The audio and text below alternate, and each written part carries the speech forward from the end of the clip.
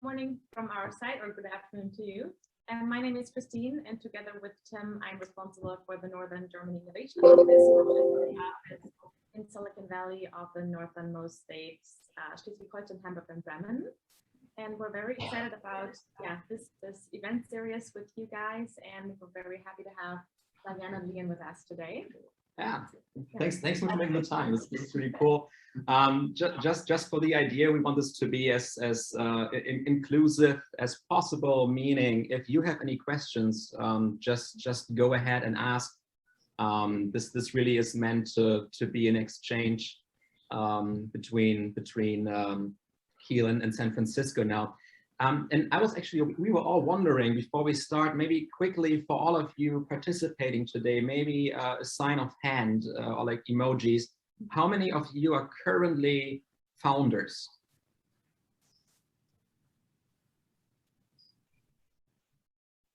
Kinda? No one? Yes, Garrett. Hey, Garrett. Okay. And how many of you are considering to found and to start, and who want to be startup founders? Or intern in America. Okay, there's some. I like that. And Diane was just asking who of you wants to intern in the US with Brainify? That's everybody, I guess. Great. So, yeah, Diane, Leon, thank you so much for making time for us this morning. It's really cool to be here. And by the way, you just moved into this new space. We are in a really cool location in downtown San Francisco, very close to the Bay. And Brainify has this beautiful corner office, and you see the Bay from here. So it's really cool. So congrats on moving in. How many people are you now? Thanks. Yeah, we're about 25 people, but we're going to end the year around 30.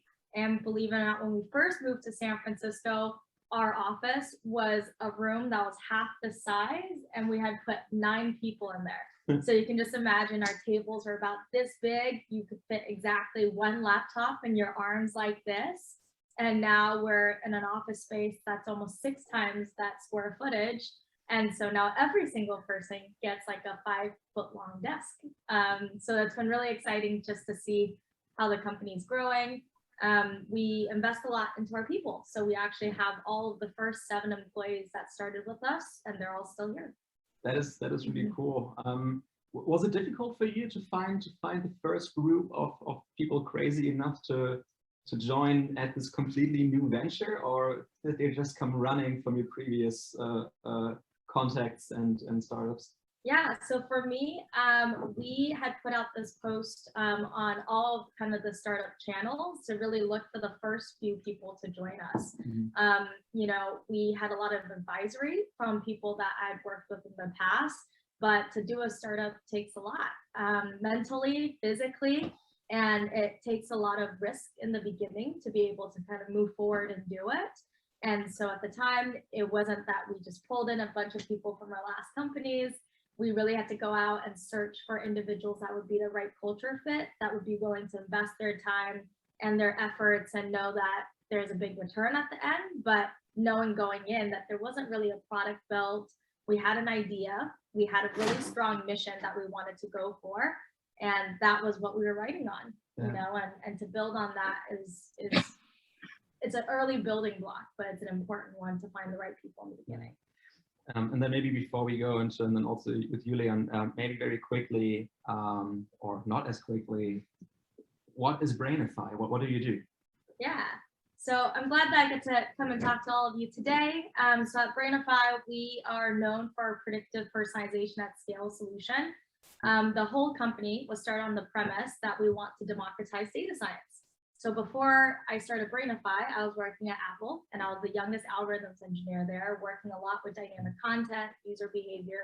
I then led the e-commerce engineering team, and I was pretty much that bridge between really non-technical marketers and really requirement spec heavy engineers who don't speak the same language. And that's when I quickly realized that unless you're Walmart or Amazon or Google, or maybe the top 1st or 2nd position in your industry and vertical, you just won't be able to get the right data science talent to come and work for you. But more importantly, to communicate properly to get your experiences for consumer kind of personalization out there.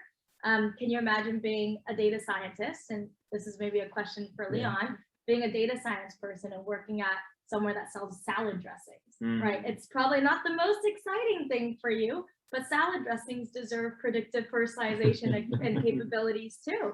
And so that's where the whole premise of Brainify was founded, was how can we reach those 80% of consumer enterprises that just won't be able to support their own in-house data science teams for their marketing, but how can we make their life easier and deliver on the consumer experiences that people are really expecting to get out of.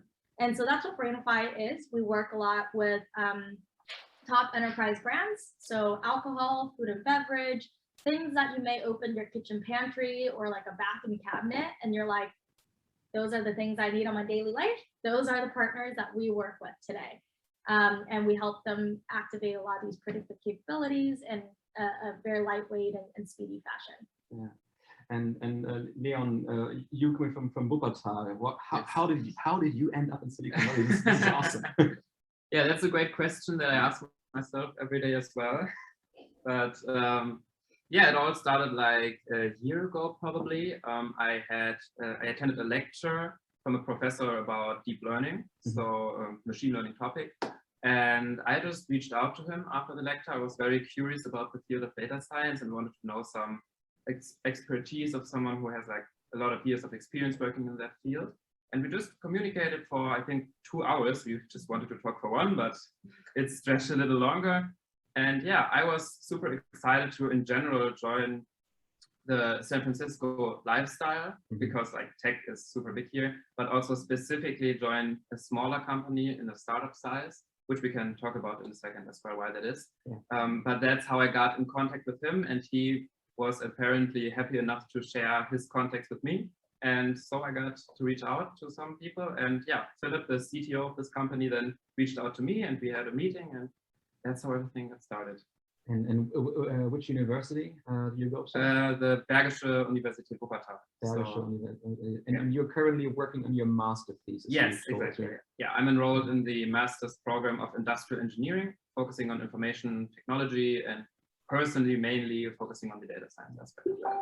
And so how do you feel about the what Diane just said, the salad dressing situation? Yeah, I definitely get the point that obviously if we have to choose between an environment that has a lot of money to power these data science systems, because especially like in complex deep learning systems, you need a lot of resources to be able to run the modern algorithms on large GPU clusters. And obviously these are things that smaller companies or even mid-sized companies just can't afford. And so if I would have to choose between these, I would obviously try to get into the large state-of-the-art companies that do this if possible. So I definitely get the point that it's very important to democratize data science. I see a few in chat. We think let's just let's see if that in fact is a question. Yeah. If anyone actually has questions, please speak up. Yeah, speak up. Join. To be an open book as much as possible. And if there's anything that's really interesting to you, we're here, right? If you have an idea that you're trying to run, I'm more than happy to kind of give you my feedback, just to give you a sense of where we are as a stage.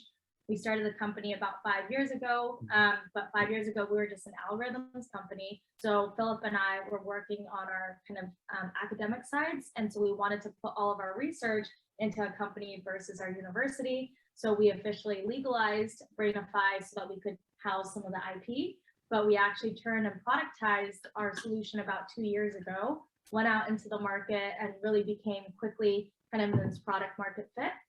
And then in April of this past year, we ended up doing an 11 million seed round.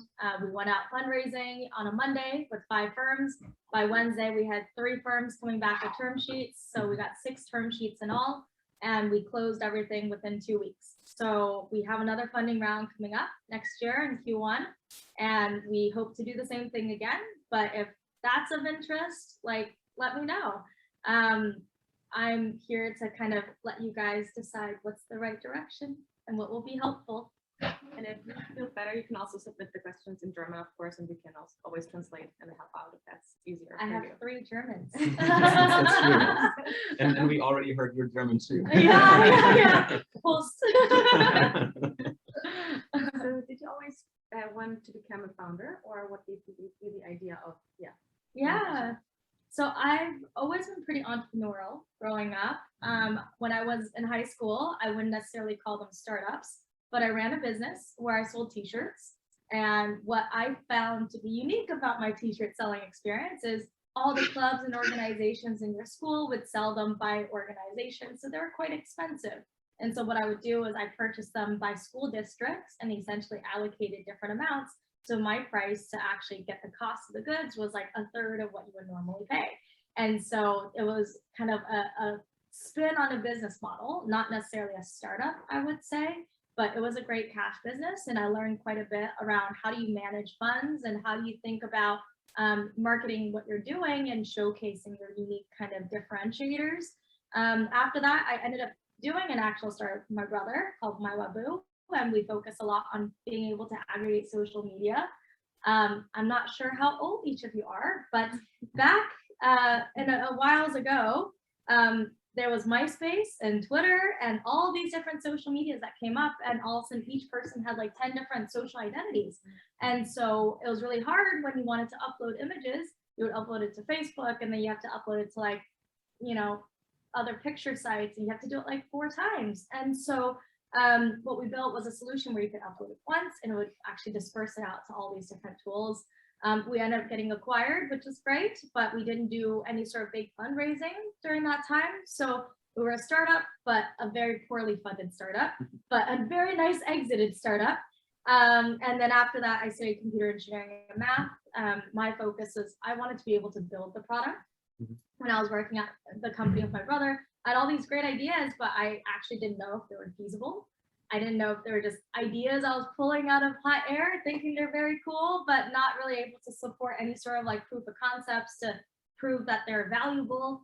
And so as soon as I finished my university, I ended up going to Athens Fintech. So I knew I was going to come back to this founder path. I just didn't know when it was going to be or when I could find that big problem that I felt was going to change the world a little bit. And then for you, Leon, what made you so you are a data scientist? What was your bachelor? What was the bachelor's degree in? I actually did my bachelor's in industrial engineering as well. Okay. Interestingly enough, focusing on electrical engineering back then, but already during the progress of the program, I knew that I liked CS, so computer science. So I took a bunch of courses there, and in my master's I then really focused on data science, which is actually very statistical. So having some statistical background as well, which I had in my bachelor's for years, also very helpful.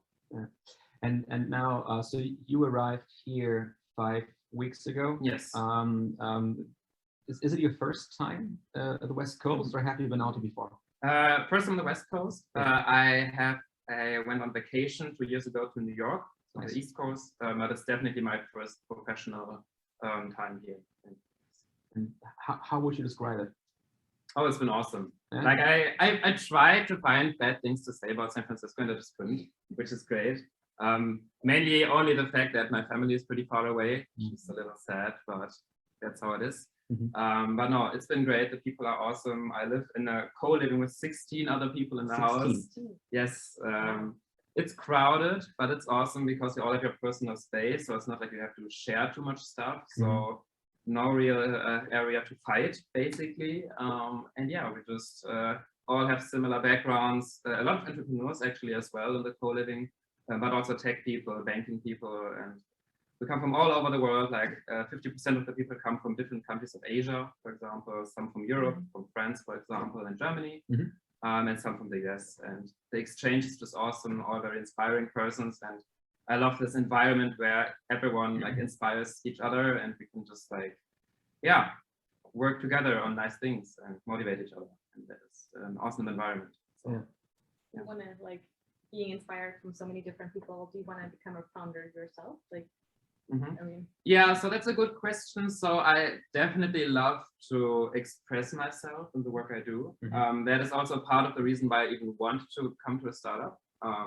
I worked like in parallel to my college, I worked at larger companies on the side, and I don't want to say depressed, that sounds a little strong, but sometimes the bureaucracy can be very, very harsh, and I just couldn't, I was in a very tight frame of what I was allowed to do and what I should do. And that's why I at some point just decided for myself that I want to get in the startup world in general. Also, what I like to do is, as I said, express myself. So I attended 2 hackathons by now. This is like a way of getting your own creative idea, build like a minimum viable product if possible, and pitch the idea to someone.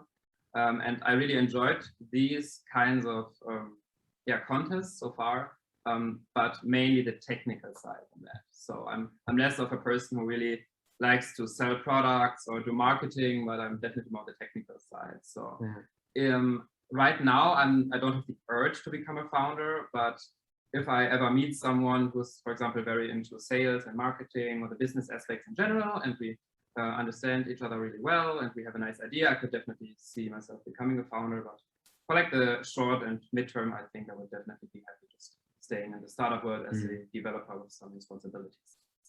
But I think that's a great point. Okay, here we are. Because that's why here at the ZFE we always say that you have to be a team to found, because you need those different skills. And so yeah, that's maybe very interesting for the people listening right now who want to start something.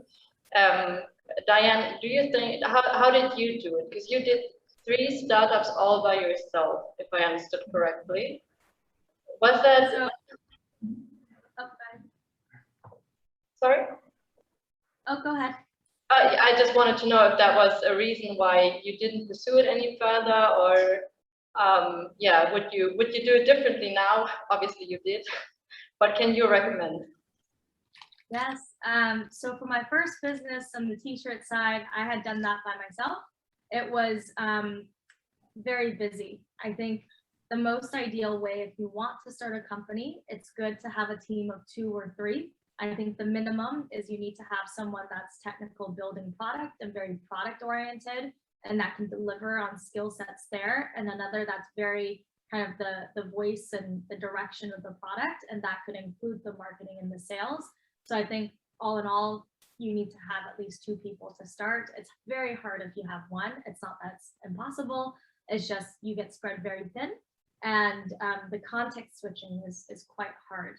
So especially if you're a founder that wants to go and raise money, there's very different questions that investors are looking to get answered, which tends to be around your market, the risk, your go-to-market strategies, and they care a little bit less around how the product is built, as long as you have something that is going to be workable. But when you are working with your team, you need to give them clear directions around how to build product. And so that context switching can be quite hard if you don't have that much practice. So I do recommend finding a founder. So by the time I did my social media aggregator company, I had a founder, which was my brother. So he was quite technical, and I focused more on marketing. But we found that I wasn't that great at sales, and that was one of my downfalls. Is I was very focused on doing marketing, but I didn't have the traditional skills on the sales side to be able to know that something was successful and we were pushing through. So those are areas that we felt we needed to supplement.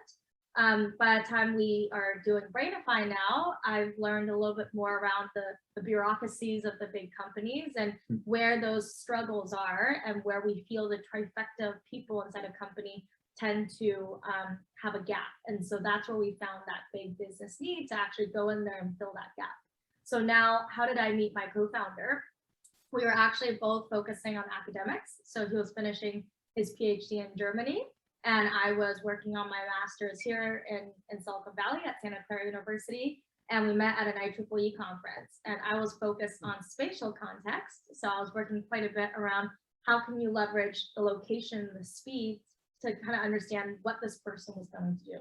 And what Philip was working on was this temporal aspect around time interval data. How do you make sense of all the different data points in a context around those different pieces? And then we started talking about how we as humans can be really time driven around what we want to do. We may have plans, and that may change if other things come in the way. And so how can we get ahead of that and be proactive around user behavior? And so we ended up publishing a few more papers together, but we had a chance to essentially work together a little bit before we started a company. And I always tell people, when you start a company with a co-founder, that person's going to be in your life for like the next 10 years.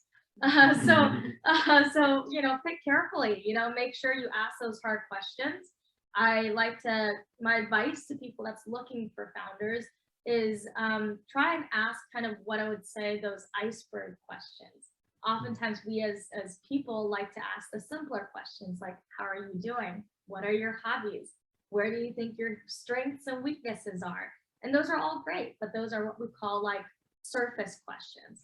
What you really want to get to is those deep, hard questions, which is, here's a scenario.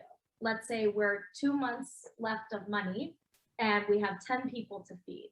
At this moment, would you tell your team? Those are the questions you have to ask to really understand, is this person going to be on the same wavelength? If they're like, hey, I'm the type that like, we don't want to stress the team out. We're just going to, you and I work through it. And you happen to be someone that's like, I really want transparency for my team.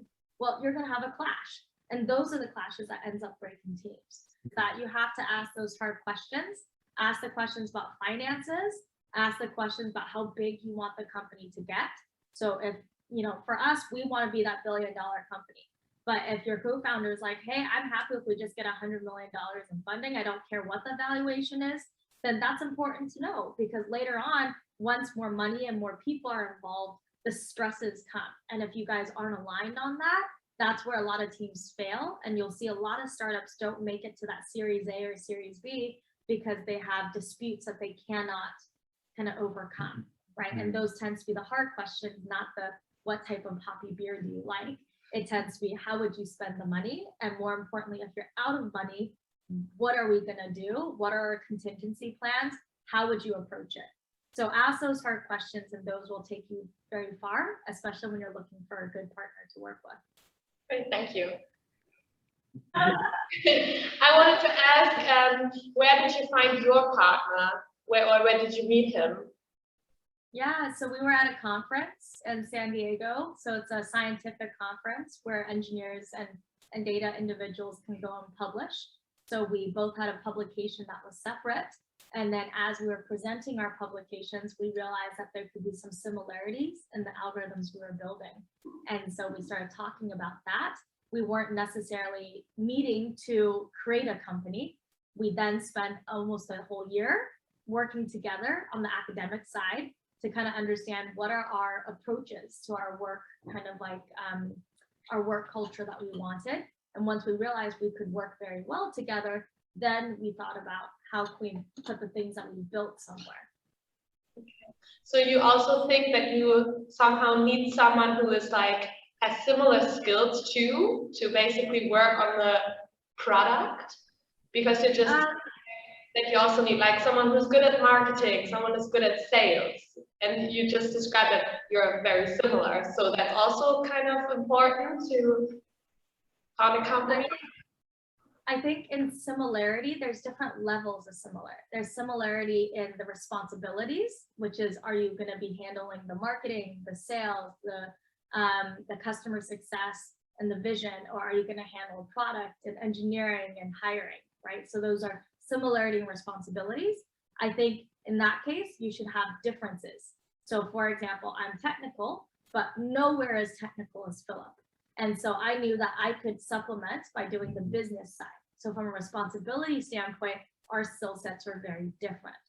From a personality standpoint, regarding how we wanted to approach a problem, we had a very similar approach to how we break a task down. So it's not just a vision out here, but how do we create steps that says, in 2 months, here's the thing we're going to reach. And so we had similarities from our work culture, which is we're quite good at breaking big tasks into smaller kind of projects so that they can be handled in a way that actually achieves something versus building and building, never knowing when it's done and not getting anything launched. So my answer to your question is a mix. You have to have some similarities in the way you approach problems, but differences in the type of skills and responsibilities that you want to be in charge of.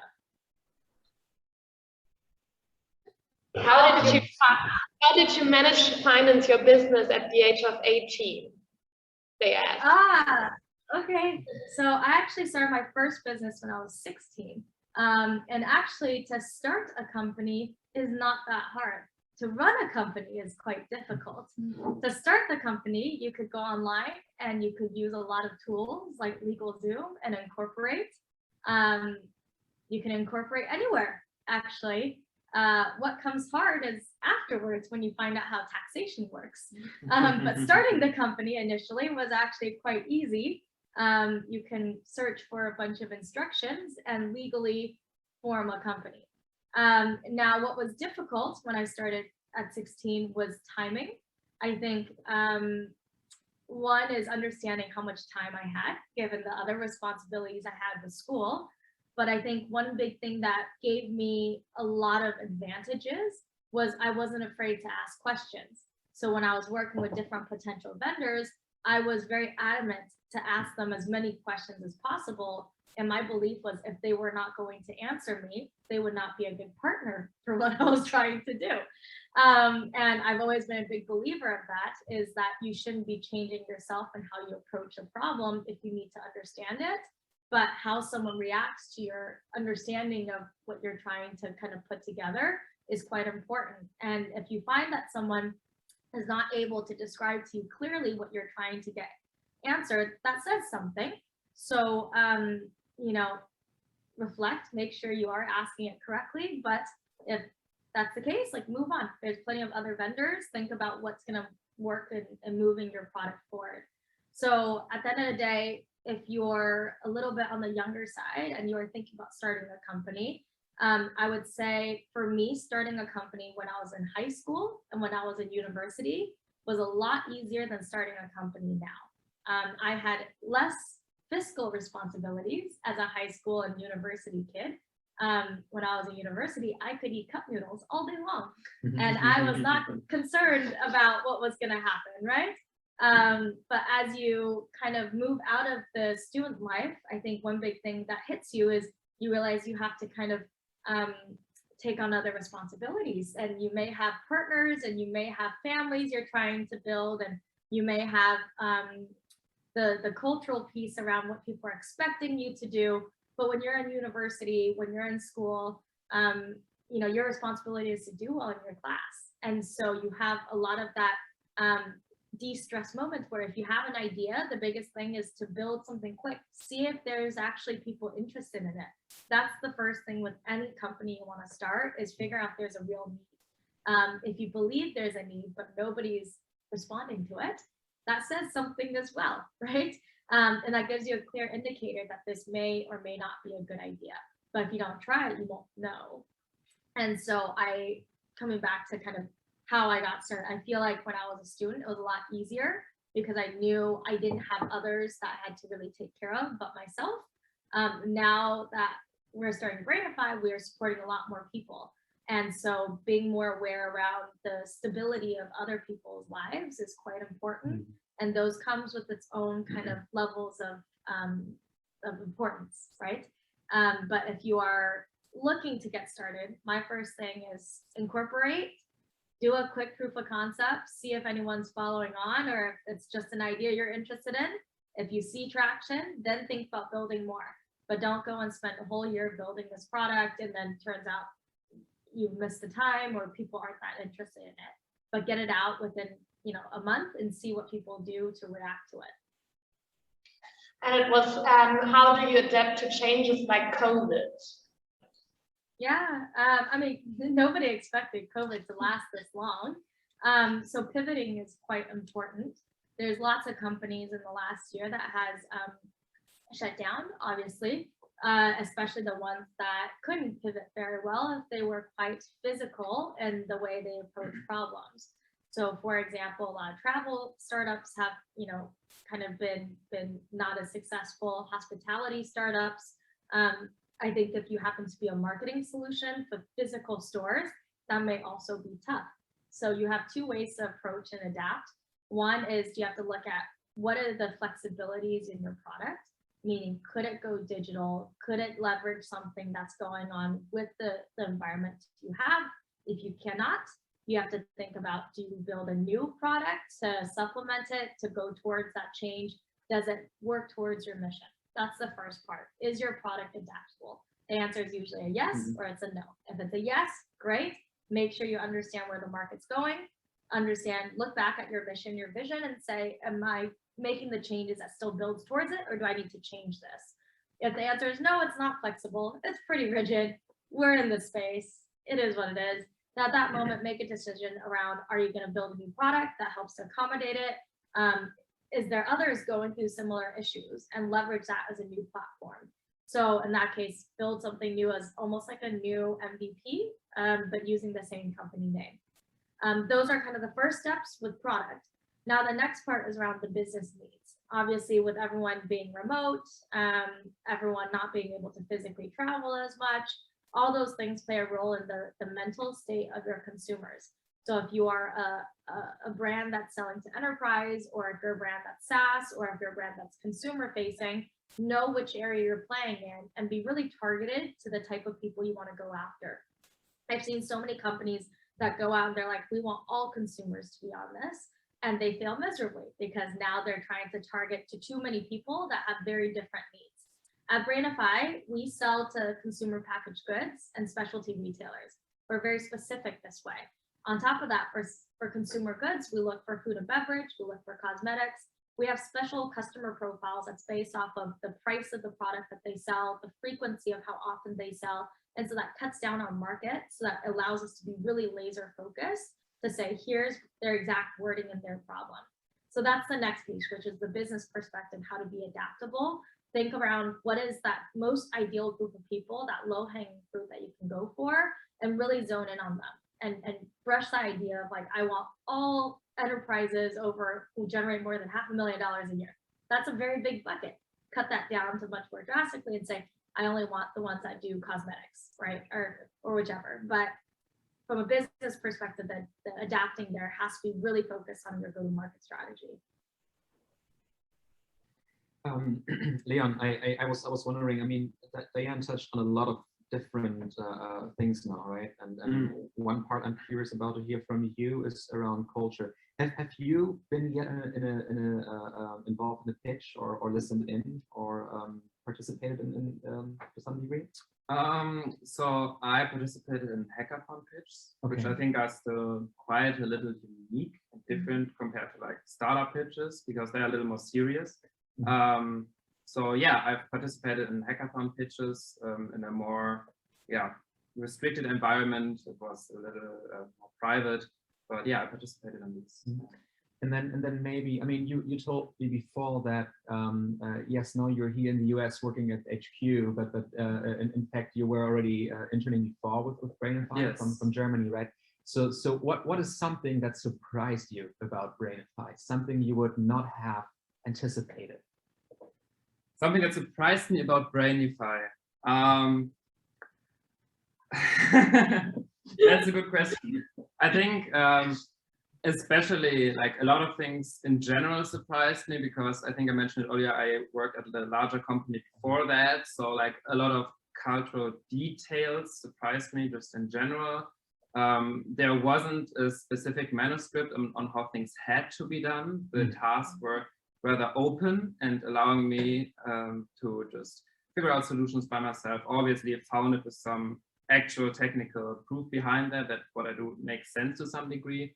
But yeah, so just in general, this idea of my creativity is valued and actually it's relevant, and it's nothing that is supposed to be narrowed down. There was no specific way of how I should approach a solution, and so that's what was surprising to me, but obviously also what I valued a lot. Yeah. Wow, that was such a professional answer. I thought you were going to talk about the really fancy Wagyu dinner we took you to. Oh, I mean, I could have said that as well. Right? Yeah. You know, all the amazing food that you've had here, all the things that you've tried. I mean, that is true as well. Yeah. No, this is really cool, and actually, I could imagine at least that this could also be interesting to some of you. Maybe do you mind sharing a bit about how difficult was it in terms of getting your visa, stuff like that? Because I mean, technically the borders are still closed. How did you? Why did they let you in? Yeah, that's also a good question.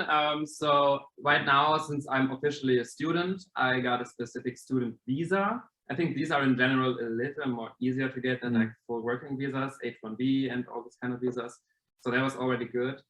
We had a partner company named Cultural Vistas, which basically specifies on bringing people into the US, providing help and support to getting visas through. So that definitely helped. It was a long process. It took like 5 months in total from the decision of we want to start now until I actually was allowed to travel. So it's quite some time for just a student visa. Yeah, it was a hard process.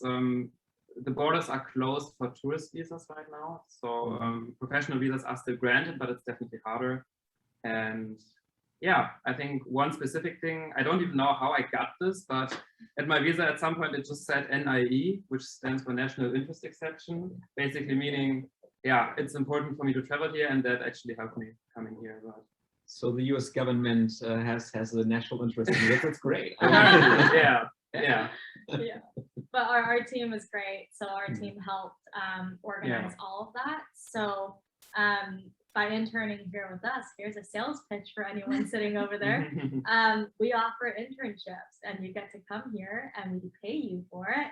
And you also get access to live in really cool places in the city. And once in a while, we take you to very fancy dinners. And then during lunch, we offer things that you may or may not have tried, like teas with boba pearls in there. Oh yeah, all sorts of cool things. It's so West Coast. Yeah, it's really cool. But we're always looking for smart people, and so we're a pretty transparent group. And if you have any questions about your own companies, like I'm more than happy to be helpful as well. Best way to connect with you, LinkedIn, or LinkedIn, and then you can shoot me an email at diane@breinify.ai. Cool. Or Leon. You can all Leon, right? Yeah. We're also gonna share that with you all. Someone asked, he or she wants to start their own clothing brand, and if you have any tips on doing that. It's a very broad question. Yes, so I can provide tips on how to do the selling part.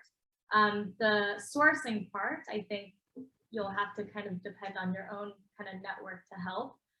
But starting a clothing brand, I think what it comes down to is one, keeping your e-commerce piece as simple as possible. So starting with tools that are readily available like Shopify or any of the e-commerce solutions to prove that there is a market for the clothing that you are selecting. Quite important.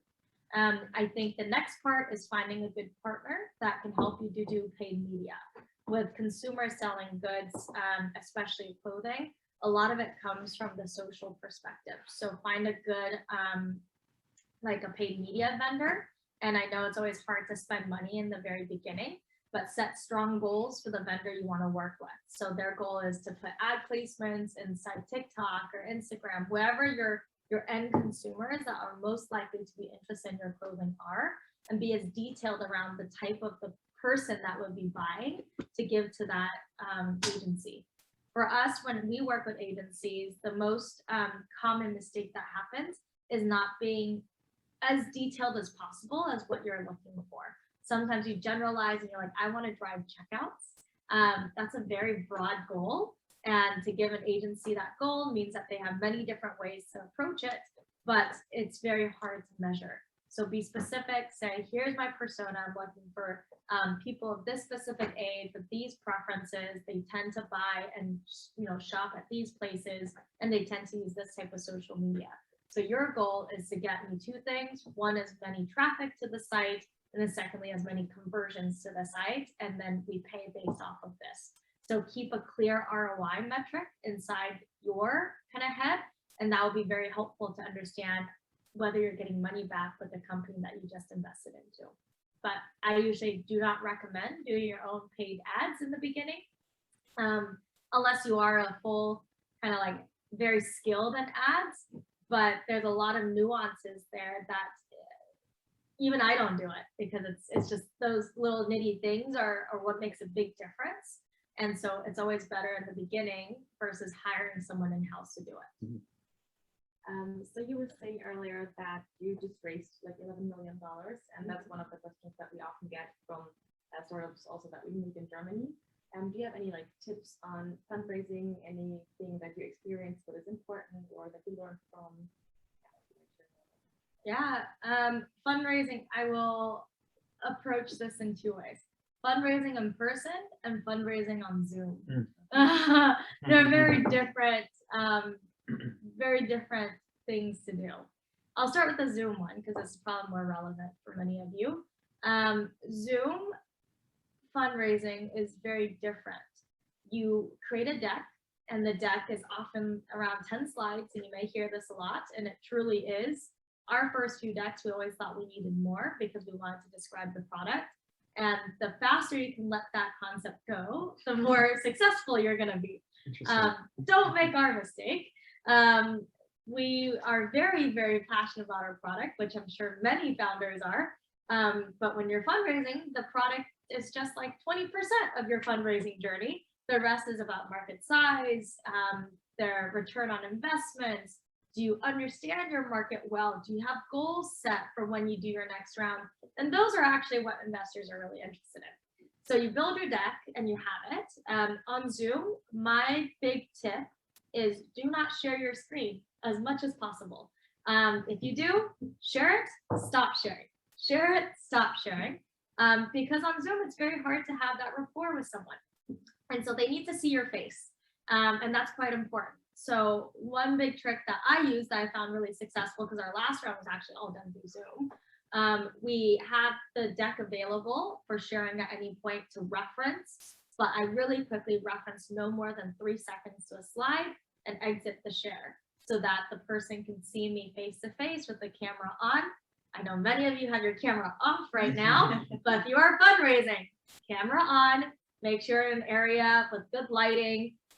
Make sure your background isn't as blank and boring as this. People want to get to know you.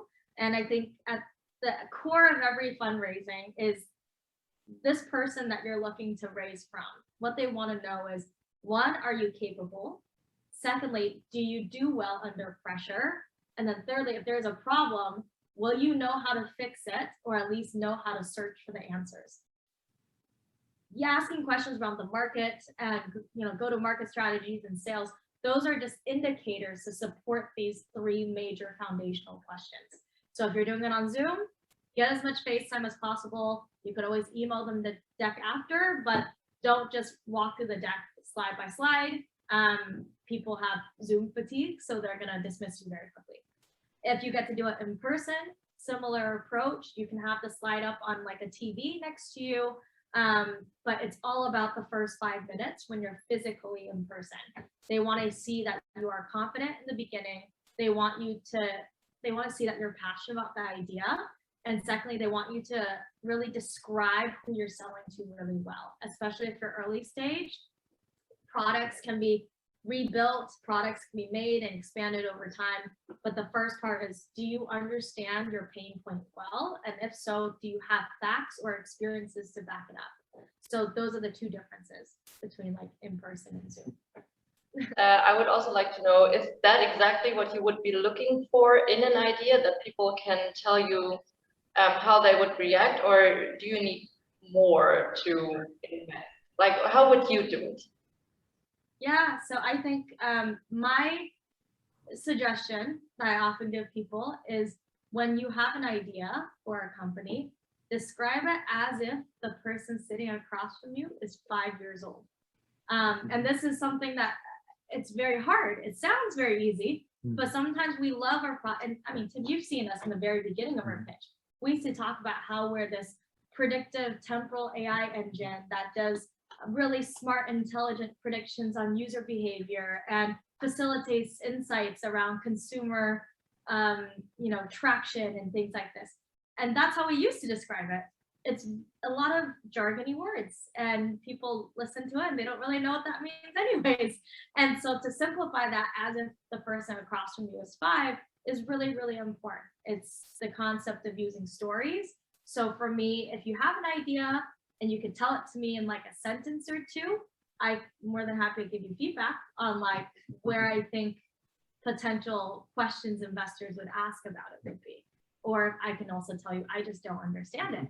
And I'm sorry, but like you have to go easier. But I find that with investors, the easier you can to describe it, that's what they're looking for too, is they want to know that you are an expert in it, but being an expert isn't necessarily to use as many hard words as possible. Being an expert means understanding it well enough that you could describe it to anyone in the room and adapt to that person in the room. If they're more technical, if they're more business, if they happen to be in your industry, then knowing how to play that answer. And someone asked if you have any book recommendations that were useful in your career or that helped you go your way. So there's one book, which is The Hard Things About Hard Things. That's the only one I would actually recommend. The rest, I feel like,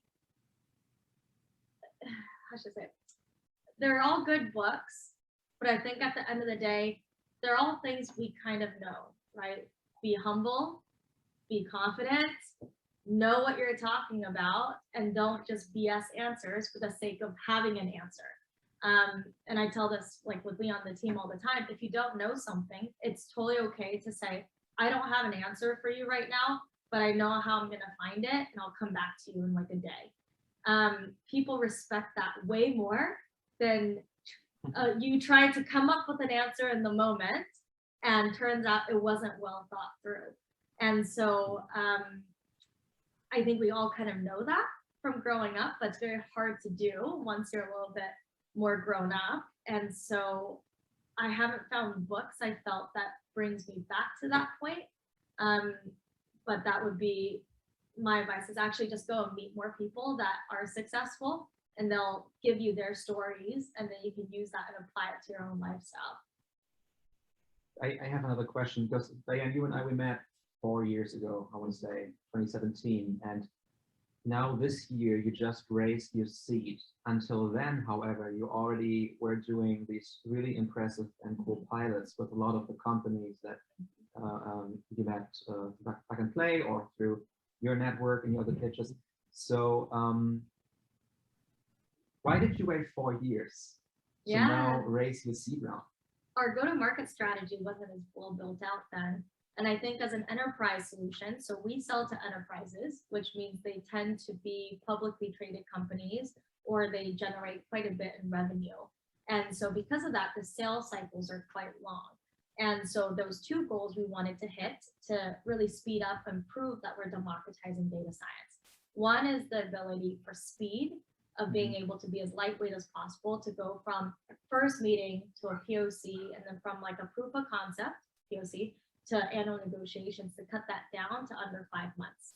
That was one of our goals, and we needed a lot of trial and error to get there, because we had to learn about all the different types of bureaucracies at different types of companies and how they differ when you're like a conglomerate with lots of brands versus one big brand with lots of products. So understanding that was a big key thing we have to really focus on. The second part for us, which is part of that mistake I was sharing that you shouldn't follow my suit, is being a technical founder was in some ways not necessarily the most positive thing for me, at least the way I look at it.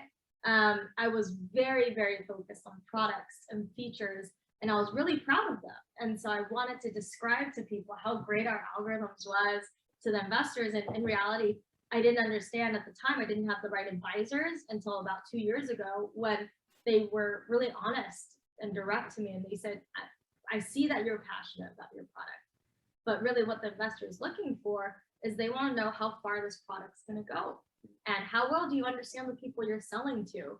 And so once that clicked, then all of a sudden we realized we've been going at it wrong, which is we weren't really thinking about the person sitting across from us that we were doing the fundraising from. We were thinking about what excited us, but we weren't really answering their underlying questions. And so for us, we were pretty good. We were at some point profitable as well. So we had a lot of the pilots convert and we did really well. And at that moment, we also had to make the decision of, do we now become this business that continuously makes money and we offset the costs, or are we going to go the startup route, which is now you get, huge funding, but you also have to grow exponentially. And so that comes back to that, having a good partnership between your co-founder is really important, because those are one of those key moments. We could have decided, hey, we're making money, we're doing really well, why don't we just keep going this path and grow the company at a reasonable pace?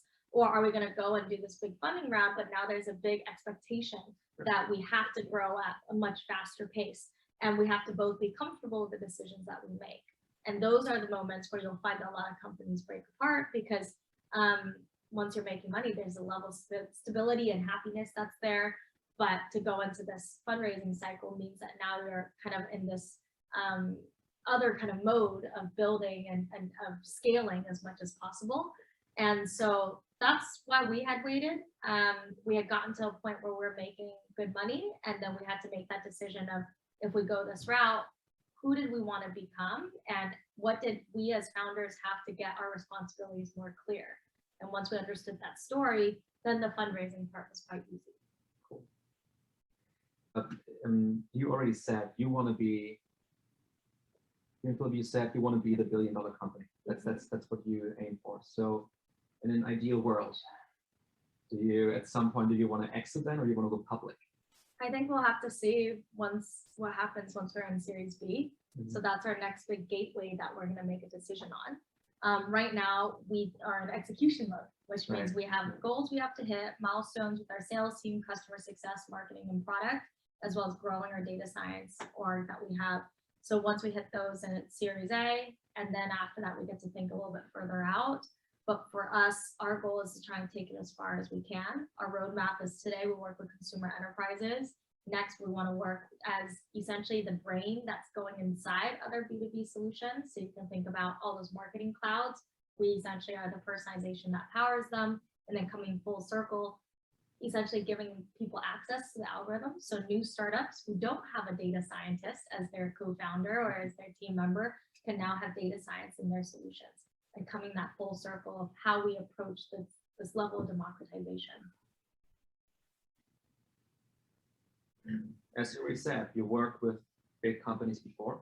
Now you're in the startup world. I would assume also, if you now map out your journey into the future, right? How do you think about working for a startup? I mean, you get some equity usually, right? And then you have your salary, but then it's less predictable. How do you feel about that? Yeah, so obviously uncertainty can always be a little scary at some point. I feel, since I'm still very young, this uncertainty is nothing that fears me too much right now.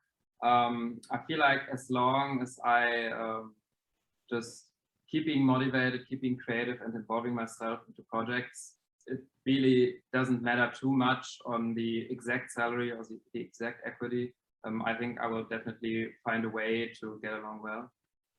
So I would assume that at some point where I'm like projecting myself 20 years into the future, it's really hard to do that because I'm just above 20 years old anyway. So, but yeah, in general, I think at the point where I'm right now in my life, with so many more years in front of me in my career, it's definitely nothing that scares me. And it's just like, I see it more as an opportunity rather than to participate in something great and help.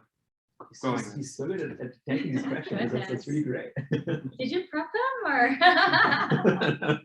No, but we knew Leon was, he's always been great. And yeah, he's in charge of a lot of big features within our product right now, and he's delivering on them, and those are important. I think it's also good to kind of decide what type of founder you're going to be. I know for us, our baseline in the beginning was we wanted to always make sure once we had money that we paid people above market rate, that they have full transparency. So within our team, anyone can ask how long of a runway we have. They know exactly how much money we have in the bank. And that's the type of style that we believe in running the company. Obviously not every company will like it. I can see why you wouldn't want to share information like this. But those comes back to those morals and those ethics around who you want to be.